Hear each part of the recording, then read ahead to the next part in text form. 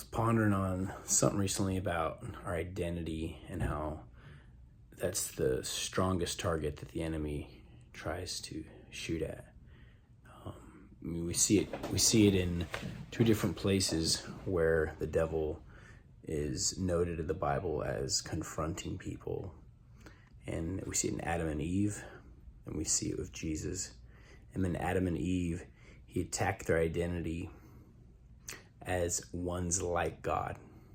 God had created them in his likeness and his image, so they were already like God. And so he says, if you want, he does a sneaky little snake move, and he says, if you want to be like God, and then he starts making them think, oh, wait, maybe I'm not like God. Well, what is God holding out from me? What, not that it caused them to do that, but their distrust plus the sneakiness, they chose to believe the devil over God. But then when Jesus was confronted, I mean, he was so over the top. He says, if you're the Son of God, and he even uses scriptures, he uses these like partial truths, there was some dimension that Adam and Eve became like God that they didn't have before, but it was the very thing that was the only thing that was going to be a curse to them, not the, the knowledge of good and evil. They were to live in freedom, this freedom from the knowledge of good and evil.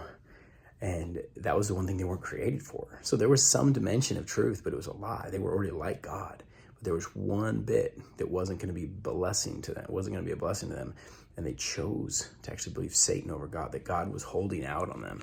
And then we see when Jesus was confronted, if you're the Son of God, if you're the Son of God, and uses the scripture, dirty, dirty, dirty moves. But Jesus knew the scripture, and it's so important that in the midst of like everything that we're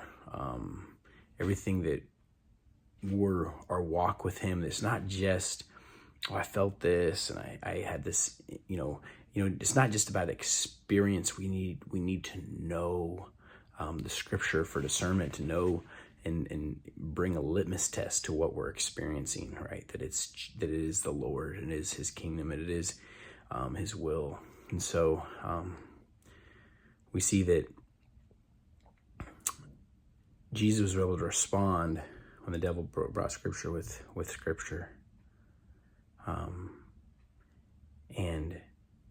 And that's the place that he wants to attack us, is in our identity. Because if we don't know who we are, then we've lost the battle. We've lost it all. Like, if we believe lies that are foundational, then we have basically forfeit the battle, And so the battle is not so much about swinging swords and,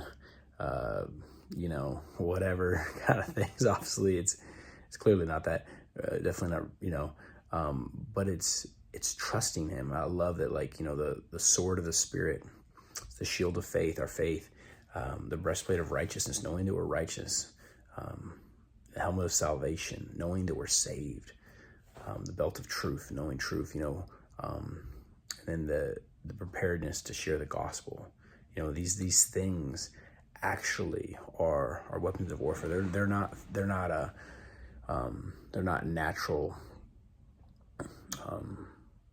forces. These are being grounded and obedient to Jesus, and loving him is our focus.